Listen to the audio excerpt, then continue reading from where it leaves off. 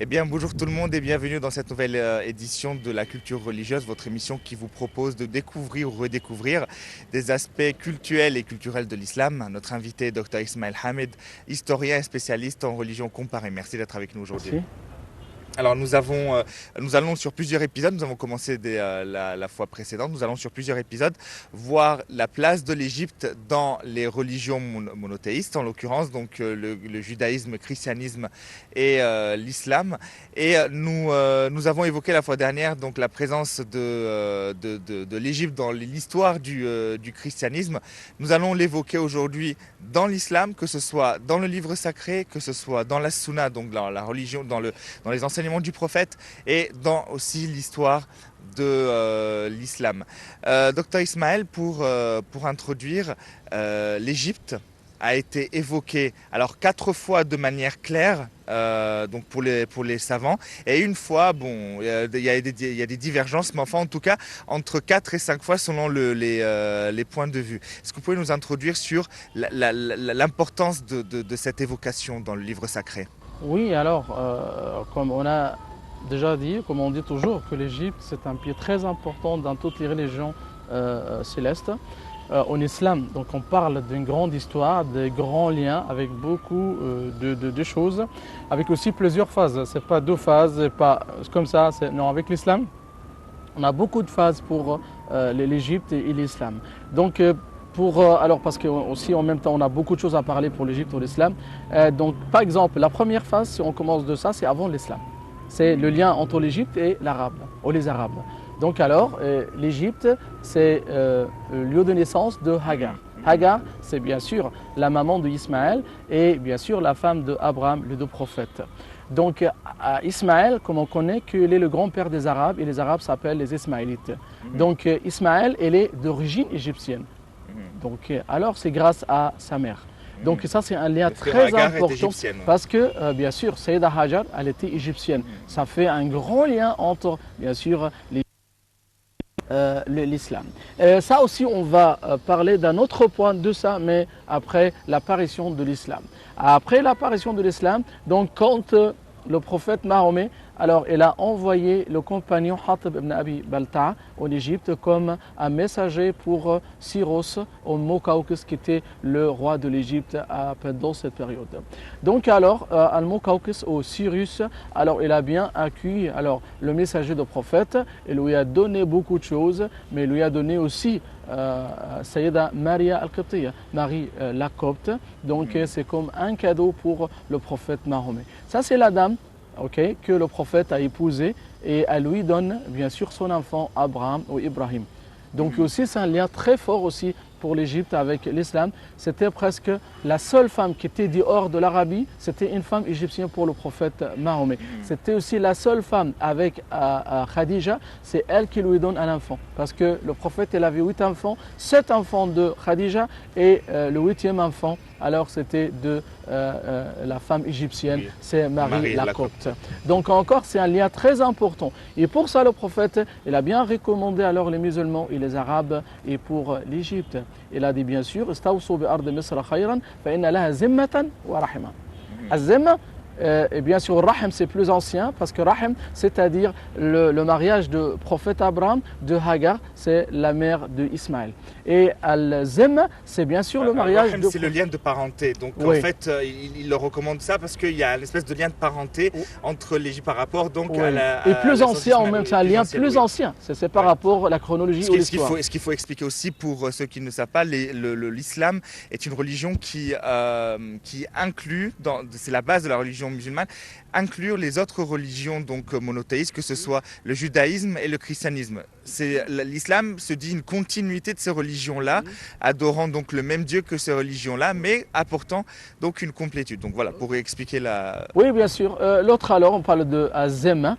C'est bien sûr, on parle de mariage de prophète Mahomet de Sayyida Maria Al-Qibtiyya. Donc ça c'est deux liens très importants. Alors et pour ça le prophète Mahomet nous a parlé de ça et ça c'est mentionné dans Kitab Sahih. Ça c'est pour l'imam Muslim et il a fait une page, c'est la page de recommandation du prophète Mahomet pour l'Égypte. Un livre donc de référence et quand le prophète parle de l'Égypte et des Égyptiens, il ne parle pas seulement donc des musulmans ou des potentiellement, enfin des éventuels convertis à l'islam, mais il parle de tous les Égyptiens, chrétiens et musulmans. Nous allons voir ça ensemble dans un commentaire et on revient après ça.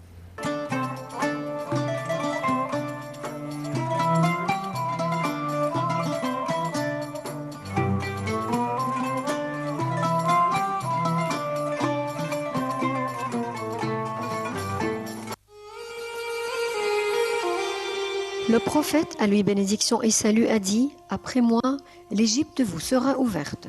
Alors, soyez bons avec ces Coptes. Ils ont avec nous alliance et lien de sang. » Amr ibn al-As, baptisé le conquérant de l'Égypte, est plutôt le libérateur de l'Égypte. Car, en ce temps-là, le peuple égyptien croulait sous la domination et l'oppression des Romains. Cet homme de valeur fut très soucieux de tenir les gens du pays, dans les Coptes, à l'écart du combat qu'il mena contre l'armée romaine. Dans sa rencontre ce jour-là avec les notables des chrétiens, Amr leur avait dit « Dieu a envoyé Mohammed avec le vrai et il le lui a recommandé. Ce dernier a bien communiqué le message, puis il a été rappelé à Dieu après nous avoir laissé sur la claire voie de restitude. Parmi ce qui nous a ordonné, la mise en demeure à déclarer aux gens. Nous les appelons à embrasser l'islam.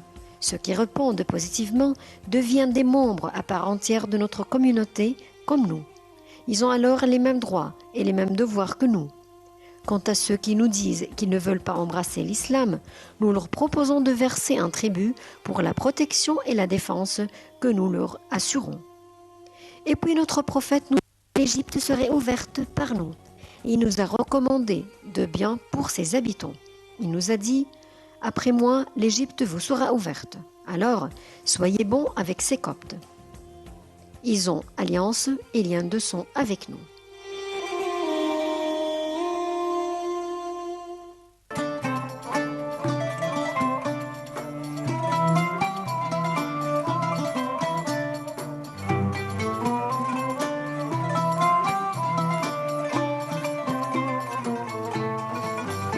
De retour pour cette édition de la culture religieuse, nous allons parler aujourd'hui, nous l'avons fait la fois précédente, nous allons parler aujourd'hui et la prochaine fois sur la place de l'Égypte dans les religions monothéistes, judaïsme, christianisme et islam, que ce soit dans leur culte, dans le livre sacré ou dans l'histoire.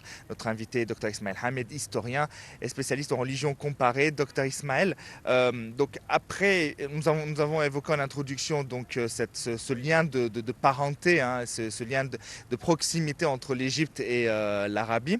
Ensuite, il y a l'islam qui s'étend et puis de plus en plus de personnes qui se convertissent à l'islam jusqu'à l'arrivée des musulmans en Égypte avec donc les compagnons du prophète qui étaient à l'époque, qui ont dès le début recommandé l'Égypte. Bien sûr, ça c'est une phase bien sûr très importante pour l'Égypte. C'était à la suite de la mort du prophète Mahomet et la propagation de l'islam dans tous les pays arabes ou tous les pays musulmans après ça. Donc alors l'Égypte c'était un pays très important pour l'islam et pour les musulmans et pour aussi chasser les Romains qui représentaient un ennemi très féroce pour les musulmans. Donc pendant la période de calife Omar, donc il a envoyé alors Sayyidna Amr ibn al-As avec à peu près 4000 personnes. C'était là pour venir en Égypte et pour propager l'islam. Donc il y avait le conflit, pas entre les musulmans ou les arabes et les égyptiens, mais c'était contre les Romains. Parce que les Égyptiens étaient en faveur, c'était avec les musulmans pendant cette période-là. Et puis c'était un conflit depuis 18 après la migration du prophète Mahomet. Et c'est jusqu'à 21 la stabilité des musulmans en Égypte ou les Arabes. Donc après ils ont chassé les Romains. Bien sûr, c'est après l'arrivée des Arabes et bien sûr les Arabes ils peuvent chasser les Romains et ça était grâce au soutien des Égyptiens. Les Égyptiens alors soutenaient les Arabes contre les Romains même que les deux étaient de même religion. Donc on parle de les deux, le Romain et les Égyptiens, ou les Coptes c'était des chrétiens. Parce que les Romains avaient déplacé le prêtre copte à l'époque, c'est bien ça. Il avait envoyé il avait emprisonné dans un désert, ce qui n'a pas plu aux chrétiens d'Égypte. Mais ça a été un résultat. Mais le problème, c'était après, c'est ce qu'on appelle le monophysticisme et le diophysticisme. Ça, c'est le conflit entre les Romains et les Égyptiens par rapport à la nature de Jésus. Donc les Romains, ils ont parlé que, alors Jésus, il avait une seule, et il avait deux natures, c'est la nature divine et la nature humaine. Donc ça, c'est diophysticisme ou diophysis. Donc les Égyptiens, ou l'Église égyptienne, alors adoptent le culte que Jésus avait une seule nature, c'est la nature divine. C'était le conflit de ça. Les Romains, ils voulaient obliger les Égyptiens d'avoir la même pratique, le même culte que le Romain. C'est ce qui fait le conflit. C'est d'ailleurs l'empereur Constantin qui a mis en place cette théorie de la Trinité. Oui, mais la Trinité, mais c'est après, ça c'est tout ça. Donc la Trinité, c'était avant. Okay, mais on parle de la nature de Jésus, c'est autre chose. Donc alors, c'est à cause de ça, il y avait la persécution des Romains contre les Égyptiens. Et pour ça, ils ont chassé le patriarche Benjamin, qui était le patriarche chrétien de l'Égypte, et il était chassé dans le désert, il était en fuite dans le désert pour 10 ans jusqu'à l'arrivée des Arabes. Après la stabilité des Arabes, après chasser le Romain, Amr ibn al-As, quand il connaissait l'histoire du patriarche de Romain, il l'a invité de venir et aussi de récupérer son poste et d'être de nouveau alors le patriarche des chrétiens. Ça a été un très bon début pour les Égyptiens et pour les musulmans, c'est d'avoir de la tolérance et le respect. Et puis ça continue alors le lien avec l'Égypte et l'islam, ça continue petit à petit. Quand l'Égypte est devenue alors la capitale ou le centre de califat après la chute de Bagdad. Aussi on parle d'une autre phase, c'est la phase quand l'armée égyptienne qui a bien protégé l'islam contre de dangers qui étaient très dangereux. Le premier danger c'était le danger de croisés et l'autre c'était le danger de Monogol. Donc c'était grâce à l'Égypte, c'est la protection de l'islam et la protection de la religion contre les grands dangers qui étaient en face pendant cette période. Le prophète avait recommandé d'utiliser l'armée égyptienne justement. Et bien sûr, oui, on parle de Khayr Agnad al-Ard, oui, c'est une tradition du prophète Mahomet, oui, il y a ceux qui parlent de la faiblesse de cette tradition, mais c'est toujours pour les traditions ou les hadiths du prophète Mahomet qui parlent de valeurs, qui parlent de choses comme ça, c'est pas un problème de l'utiliser. Parce qu'il y a des savants qui estiment que ce n'est pas un hadith sahih de dire que lorsque le prophète a parlé donc à recommander l'armée égyptienne. Pourtant c'est un hadith qui est reconnu pour la plupart, non? Oui, pour la plupart, mais c'est-à-dire que c'est actuellement, ça c'est sûr que bien sûr une tradition hadith correcte, mais même pour les hadiths comme ça, donc on peut les utiliser s'ils ne parlent pas des croyances ou des choses de la croyance ou du culte de la personne, mais on parle de la valeur, on parle de position spéciale, soit pour l'Égypte, soit pour n'importe. Donc pour nous c'est pas grave, pas de souci, on utilise cette tradition, c'est bien sûr c'est grâce à tout ce que l'Égypte a présenté, a contribué pour la protection de la religion de l'islam. Justement, après le calife s'est installé et puis que l'islam a commencé à se répandre en Égypte, comment tout cela a été accueilli? Est-ce que il y a eu des conflits justement où les Égyptiens ont été assez pacifiques, l'entente entre musulmans qui viennent d'Arabie et les Égyptiens et le mélange entre eux, comment s'est passé? Oui, après, bien sûr, l'arrivée, la stabilité des musulmans en Égypte, ça commence. C'est d'après la politique du calife Omar et les autres après. Ça, c'est pour envoyer les tribus arabes ou les arabes ou les groupes arabes pour venir en Égypte pour mélanger avec les Égyptiens. C'était bien sûr l'Égypte a été convertie en islam petit à petit, sans aucune violence. Ça c'est vraiment, et ça commence avec un début très fort, comme on a déjà parlé, par rapport à tout ce que Amr ibn al-As a fait pour récupérer alors le patriarche Benjamin et aussi pour reconstruire et pour restaurer les églises qui étaient alors détruites par les Romains. Donc c'était un début magnifique qui représente comment alors les musulmans représentaient la tolérance et le respect envers les autres religions. Ça commence petit à petit pour mélanger les Arabes et les tribus arabes d'ici, de là-bas, dans toutes les villes. Et c'était par l'intermariage. C'est un Arabe qui a épousé une copte. Donc alors on commence aussi par un mélange social, naturel et tout ça. Du prophète Mohammed avec Marie la copte, c'est bien ça ce Ouais, qu'on a bien dit dans sûr, l'introduction. oui, c'est une tradition. On imite le prophète, celui qui a épousé une femme chrétienne ou une femme copte,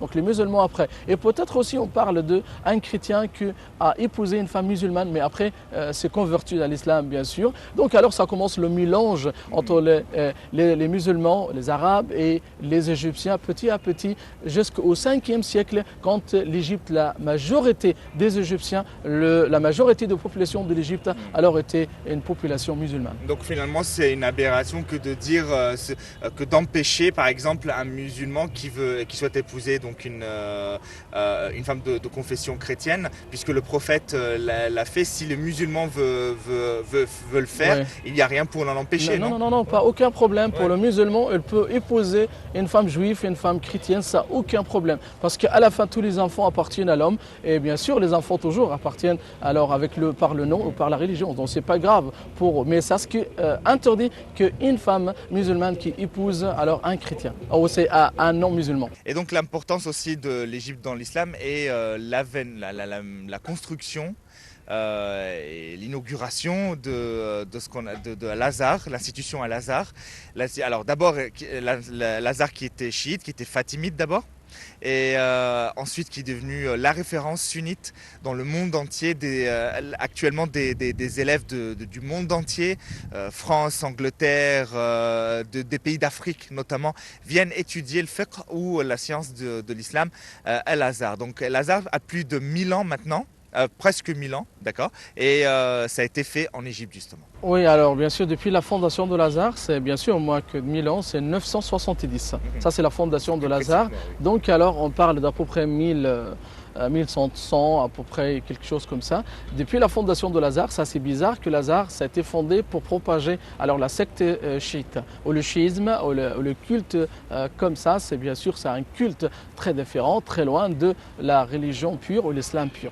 Donc, mais après, donc la chute de la dynastie fatimide où l'Azhar a été fondé, de la même période de la fondation de Caire et tout ça, donc pendant la période de Saladin, il a fermé l'Azhar. Et ça reste fermé comme une grande mosquée pendant la période de la dynastie Ayyubide jusqu'à la période de Mamelouk. Ça commence d'ouvrir l'Azhar, mais c'est comme un phare de l'islam sunnite. Et donc c'est une phase très importante pour Al-Azhar, c'est pour propager la religion par le vrai culte de l'islam, c'est d'après la Sunna et le Coran. Depuis cette période, l'Azhar, c'était la plus grande mosquée dans le monde, après la mosquée de la Mecque et la mosquée de la Médine et la mosquée de Jérusalem. On parle de la 4e mosquée la plus importante dans l'histoire de l'islam, et c'était bien sûr le centre de l'islam, on dirait, de la vraie islam. C'est toujours par rapport aux grâces aux procheurs de l'Azhar, ceux qui étaient envoyés dans tous les pays du monde, c'est pour propager le vrai culte de l'islam. Et en même temps, dans les riwaq de l'Azhar, donc alors il y a bien sûr les autres étudiants qui viennent de tout le pays. Alors pour étudier l'islam, c'était bien sûr, on a le riwaq des Éthiopiens, le riwaq de Darfour, le riwaq de Sinar, le riwaq du Takrour, le riwaq pour presque Maghreba. Ça, c'est tout ça, c'était un endroit pour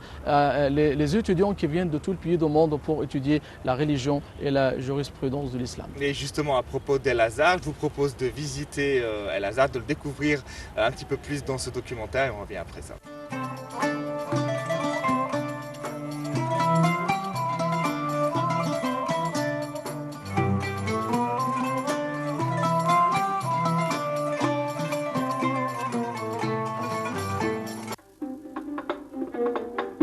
Lorsque le commandant des troupes fatimides, Jawhar al-Saqali, fut envoyé par le calife Al-Mu'izz el-Din pour conquérir l'Égypte, il entreprit la construction du Caire et y fonda la mosquée d'Al-Azhar en 969.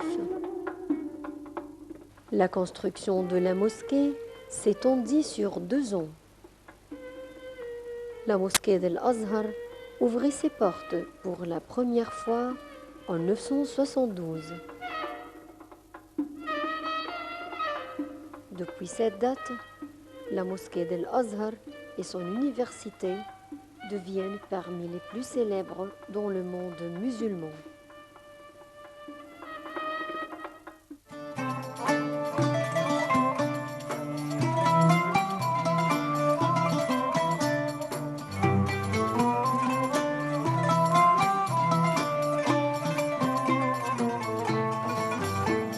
De retour pour conclure cet épisode de la culture religieuse, nous parlons aujourd'hui de la présence de l'Égypte dans l'islam, dans l'histoire et dans le culte.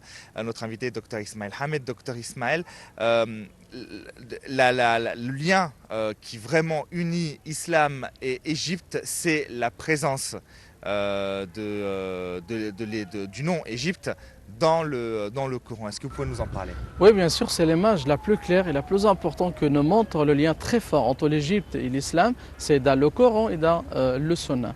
Bien sûr, dans le Coran, on parle de l'Égypte, c'est très clair, c'est le seul pays qui est mentionné 5 fois, pas 4 fois, et l'autre non. On parle de 5 fois et c'est d'après beaucoup de scientifiques, beaucoup d'historiens qui assurent que le verset où il y a les gens qui parlent de ça. Ceux qui estiment que cette 5e fois, il y a des tergivergences dans le nombre. Voilà. Donc ils sont minoritaires par rapport à ceux qui estiment que l'Égypte a été citée 5 fois, c'est ça? Non, je ne pense pas de ça, parce que même là, on parle de l'histoire de Moïse et aussi les Israélites ou les Juifs après la sortie de l'Égypte. Donc alors, et c'était dans la période quand les Juifs étaient dans la péninsule de Sinaï ou dans la période d'égarement et tout ça. Donc c'est rattache de l'histoire de l'Égypte. Donc alors c'est Moïse qui leur dit là, c'est ce que vous demandez quelque chose, alors descendez vers l'Égypte. Ça c'est vrai, l'Égypte. Est-ce que, rappelez-moi, Moïse dit Erbeto Mesram, c'est ça, donc, mais linguistiquement parlant, le mot Mesr, on ne peut pas, ce qu'on appelle, grammaticalement, voilà, c'est ça, j'ai oublié le nom, donc on ne peut pas grammaticalement lui former avec le tanwin. Mais on dit le nom arabe, mais Misr aussi, l'Amsar, c'est la ville, donc encore c'est arabe. Donc on a aussi 2 interprétations pour le nom de l'Égypte, soit le nom étranger, soit le nom non arabe, c'est le nom de Mitzrayim, le fils de Ham, et aussi l'interprétation arabe de nom de l'Égypte. Misr et le pluriel c'est l'Amsar. Ça marche pour les deux. Et pour moi, je parle calmement que ça c'est le nom de l'Égypte. Que ce soit 4 ou 5 fois, de toutes les façons, l'Égypte est bien évoquée dans le livre sacré, le Coran. Alors est-ce que vous pouvez nous dire les différentes circonstances de son évocation? Et bien sûr, on parle de 5 fois, alors ça c'est sûr. Donc c'est dans la sourate Al-Baqarah, Allah Ta'ala يقول أتستبدلون الذي هو أدنى بالذي هو خير اهبطوا مصرا فإن لكم ما سألتم. Et dans la sourate de Yunus, c'est Moïse qui parle bien sûr aux Juifs, aux Israélites pour le retour en Égypte pour trouver tout ce qu'ils demandent. Parce qu'ils étaient ils n'étaient pas satisfaits de la nourriture que Dieu leur envoyait. La nourriture, maintenant salwa, donc alors ils veulent d'autres choses là, ceux de la fève avec d'autres choses. Et l'autre position, l'Égypte est mentionnée dans le Coran, c'est dans la sourate de Yunus. Ça c'est la première, ou le premier qibla dans l'histoire de l'islam. C'était en Égypte. C'était par le prophète Mohammed. C'était avant Jérusalem, avant tout ça. C'était ok. La troisième fois, ça a été dans la sourate de Youssef. L'autre position, ou l'autre bien sûr fois, la quatrième, c'était encore dans la sourate de Joseph.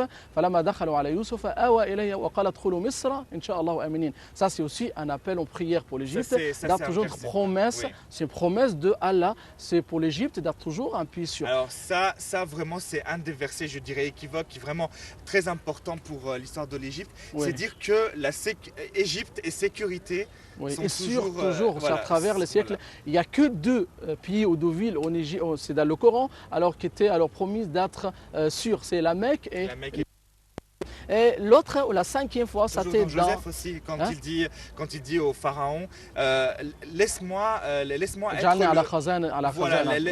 le protecteur, le garant, sur les trésors du monde. Il parle des trésors du monde, de la terre.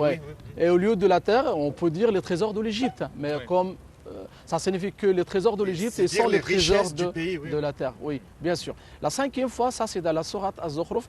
وَنَادَى فِرْعَوْنُ فِي قَوْمِهِ قَالَ يَا قَوْمِ أَلَيْسَ لِي مُلْكُ مِصْرَ وَهَذِهِ الْأَنْهَارُ تَجْرِي مِنْ تَحْتِي أَفَلَا تُبْصِرُونَ. Ça c'est la seule fois qu'il y a le royaume. Okay, le royaume où le pouvoir se rattache pour un pays que par l'Égypte. Et le pharaon lui-même, alors le maudit là, c'est lui qui est très fier d'être le roi d'Égypte avec les fleuves d'Égypte, avec tout ça. Donc alors c'est les 5 fois. Avec plus de 40 fois, l'Égypte est mentionnée alors par le nom des villes, par le nom de fleuves, de la montagne et tout ça. En Égypte aussi, il y a beaucoup de personnages qui sont mentionnés dans le Coran qui sont très bien vénérés. On parle de la femme de Pharaon, c'est elle qui était bien sûr, c'est convertie, qu'elle était aussi monothéiste avec la religion alors de Moïse et tout ça. Et pour ça, elle était persécutée par le pharaon. D'ailleurs, je profite de votre présence parce que vous avez écrit quelque chose sur le pharaon de Moïse. Hein, oui, le bien pharaon sûr. Qui était... C'est qui? J'ai fait un livre qui s'appelle Le pharaon de Moïse, alors, et aussi l'histoire de Ramsès II avec aussi le pharaon de Moïse et le lien entre ça et l'autre. C'est Ramsès II, hein? Ah non, c'est pas sur Ramsès, c'est pas Ramsès, ouais, pas Ramsès, voilà. Mais c'est pas important c'est qui, mais c'est pas Ramsès II. Parce que Ramsès, c'est pas du tout, ça c'est l'inverse de ce qui est mentionné dans le Coran. Donc on parle aussi Mu'min al-Pharaon, c'est un autre personnage très vénéré aussi qui était bien sûr un croyant de Moïse. Si on parle aussi de Mashitat bint Pharaon, c'est aussi son histoire très connue, mais c'est mentionné dans les traditions de la Sonapa dans le Coran. Si on parle aussi de magiciens de Pharaon, ceux qui bien sûr à l'époque, c'est tout ça, on parle de grands personnages de l'Égypte qui sont mentionnés dans les livres sacrés, tout ça. Et le miracle de tout ça, le miracle aussi d'avoir un repas de ciel, seulement c'était en Égypte. Le premier endroit, l'emplacement où il y avait la première révélation d'un livre sacré, c'était en Égypte. C'était la Torah sur le mont Moïse. Et ça, c'est le seul endroit où le Dieu apparaissait. Le Dieu apparaissait pour Moïse. Il a parlé avec Moïse. Donc c'est aussi la montagne qui s'était alors levée par Allah pour protéger les Juifs de la chaleur et tout ça. On parle de beaucoup de choses par rapport à la valeur de l'Égypte et sa position religieuse et spirituelle. L'Égypte n'a pas d'une comparaison avec un autre pays par rapport à sa position en islam. Et bien sûr, le prophète a recommandé bien sûr l'Égypte, tous les Égyptiens, coptes ou musulmans, bien sûr, oui. les Égyptiens. Il a même recommandé, ça je l'ai appris, j'étais étonné, il a même demandé à tous les peuples du monde d'être, disons, bienveillants envers les Égyptiens, d'être toujours à leur côté, d'être présents, les soutenir. C'est la fraternité, la fraternité. C'est ce qu'on appelle là. Ça, c'est la nation, c'est le pays de citoyen. Le citoyen, alors, il est libre par sa religion, il est libre par sa croyance et tout ça. C'est ce que l'islam nous demande. La tolérance envers les autres et nulle, bien sûr, obligation par rapport à la religion. C'est lui qui va être un croyant comme il veut, celui qui va être mécréant alors comme il veut. Ça, c'est toujours la tolérance de l'islam. Et ça, c'est l'image très claire pour l'islam qu'on est toujours très fier de ça. Très bien, Dr Ismaël Hamed, vous êtes historien et spécialiste en religion comparée. Merci d'avoir été avec nous aujourd'hui. Merci à vous, chers téléspectateurs, de nous avoir suivis. Je vous retrouve très bientôt pour un nouvel épisode. On va parler cette fois-ci, la prochaine fois, on va parler de la présence de l'Égypte et son importance. On l'a un petit peu introduit là avec Moïse et puis la traversée des Juifs. Mais encore une fois, il faut savoir que l'islam, et inclut les différentes religions monothéistes. Je vous retrouve très bientôt. Au revoir.